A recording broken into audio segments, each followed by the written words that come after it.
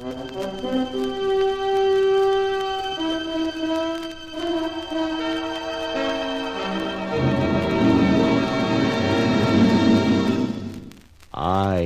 have been here. The Grey Goose, Adventures of a Modern Robin Hood.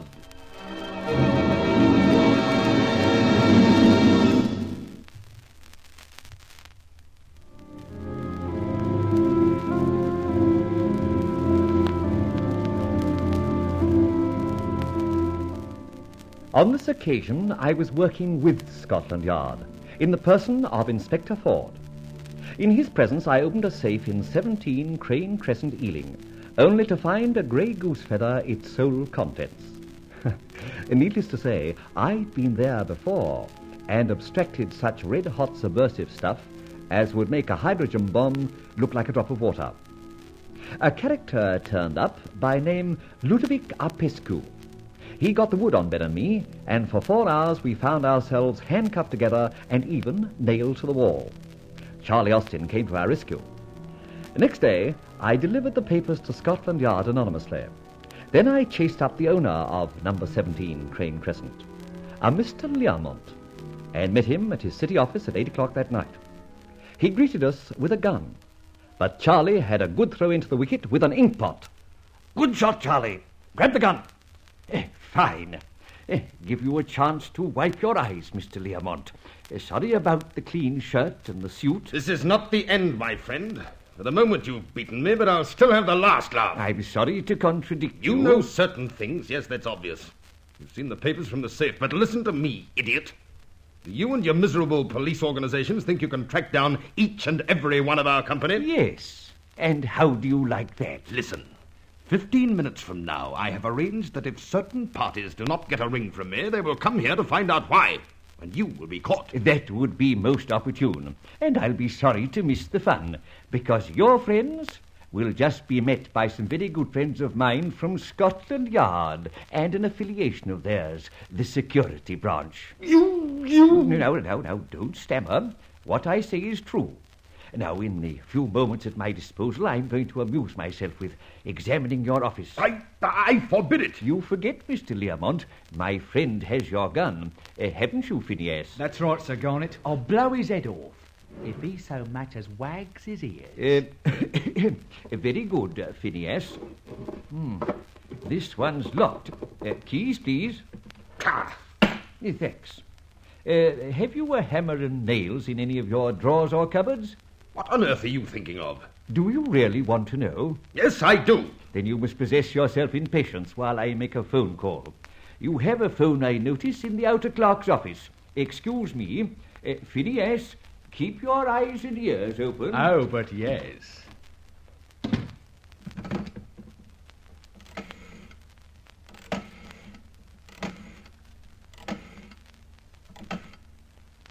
Yes? Inspector Ford, urgent call. Okay.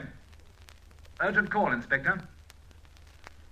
Yes, who's that? Sorry to disappoint you, Inspector. It's your anonymous nuisance. Oh, Grey Goose, all right, out with it. I really do regret subjecting you to one of my whims by planting that feather at Crane Crescent. All right, you did it. You made a fool of me. So what? I am now trying to make amends. You must admit I did send you the very interesting contents of that safe. Yes, you did, but with the assistance of my friend, I was quite able to get to myself. Ah, yes, a very clever fellow, Mr. Fletcher. In heaven's name... Oh, all right. Oh, yes, sir. Mr. Fletcher and I are well acquainted. What, you mean Fletcher knows you? More than passing well. Then I shall have a piece of Fletcher when I see him. I'm afraid, however, even he won't be able to tell you who the Grey Goose is. We'll see about that. What's this call in aid of? To tell you, my friend, that if you and your myrmidons arrive in 30 minutes at an address I shall give you, you will be able to lay by the heels the majority of those gentry you are so anxious to meet. What do you mean? Let us call them the Crane Crescent Gang. Interested? High heaven, I am. What's the address? Don't be too impetuous. You must respect the 30 minutes. Why? Because I must necessarily make myself scarce before you arrive. I see your point. But if I could catch this gang and you, too... It would be a grey goose feather in your cap. However, my friend, forego the triumph for this time. If and when you do run me to earth, I'd like to be caught in better company than that of the traitorous rats you'll meet tonight. Oh, all right. Now the address. Wood Street, number 32, just off Cheapside. Keep your bargain, friend. Oh, just for company, I'll phone Fletcher. For reasons of which you may be aware, I think he'd like to be there. Au revoir. Now to return to my friend. Well, now, where were we, Mr. Learmont? Ah, yes, I was asking, have you a hammer and nails? And I said... I know what you said. Phineas, give me the gun and have a look-see in the outer office. Most offices have such things. I shall search. Now, don't think I can't continue my search without keeping you covered, Mr. Learmont, because I can. You know, I can't understand a man like you. I am not interested in your limited understanding. No? Well, it seems to me a man like you, a Britisher, must have fallen off a load of sweepings to voluntarily associate yourself with the international scum of Crane Crescent. Spare me a lecture. I'm sorry. Well, I haven't found much here, so I'll get ready to make an exit. Phineas, any luck? Yeah. Box of tools coming. Oh, here we are. Now, what do we do? Nail up his mouth and pin his ears back? No, Phineas. We perform a little piece of retaliation. Carpentry. Very clever. Now, take the gun. Rightio. Mr. Learmont, stand against the door. Facing it. I do as he says.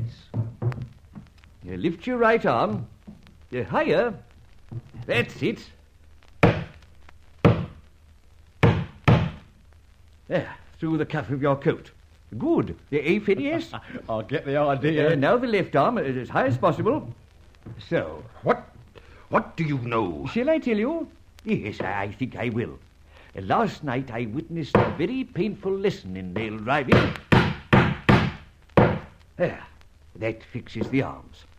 Now the legs. So. My friends will not be here in time. Permit me to nail this right trouser cuff.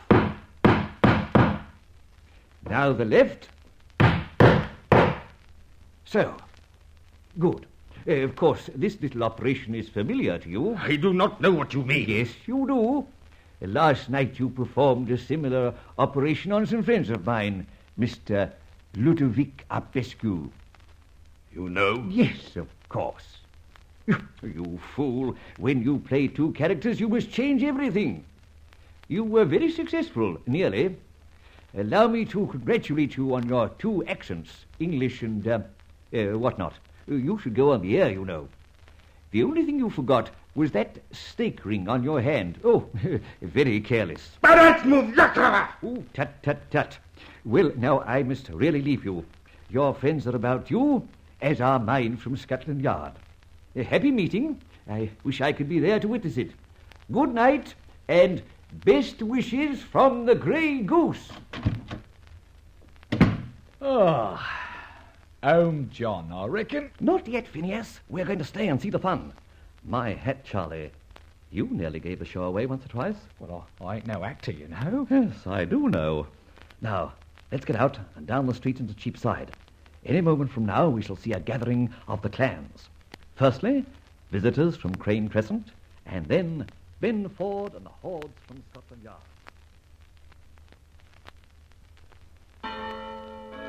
Better take cover, eh? Right. Over here. In that doorway. Aha. First car pulling up to stop.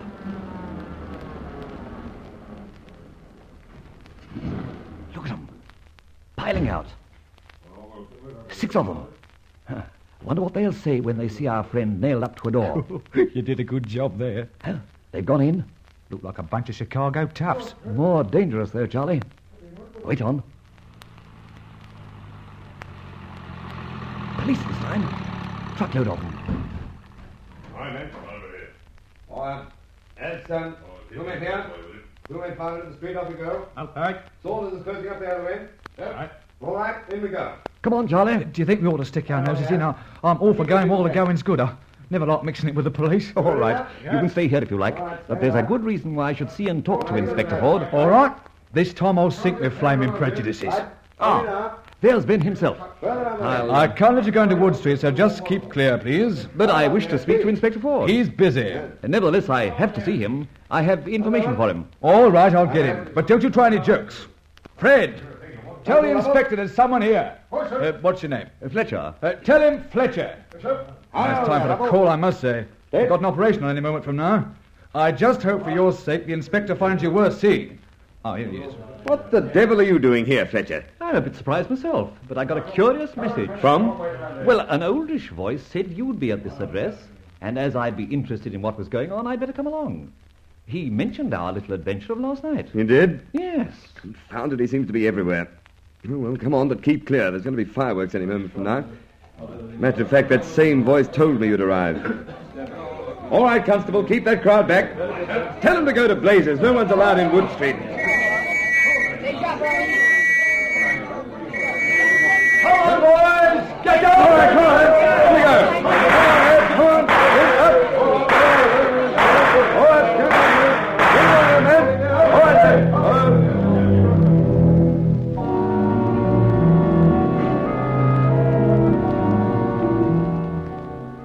Well, sit down, Ben. Thank you. Quite a night, wasn't it? Quite. Any casualties? Well, they started letting guns off. That's what all was due. So my boys replied in like manner, and unfortunately Mr. Learmont got his in a very fatal spot. Learmont? Who's he? Or rather, who was he? A recent friend of yours. Of mine? I can't recall the name. You and I met him last night. Only he then put on a very good foreign act. Called himself Ludovic Arpescu. My hat! The fellow who practically crucified you and me in Crane Crescent? The same. And here's a funny thing, Fletcher. One of the men we nabbed talked and said when he and his pals arrived at Wood Street, they found him pinned to a door with nails through coat cuffs and trouser cuffs, babbling about the Grey Goose. By Jove, sort of poetic justice, eh? Fletcher, only you and I knew of that trick. And the late Mr. Arpescu. Oh, and of course the Grey Goose. Or apparently so. Yes, apparently so.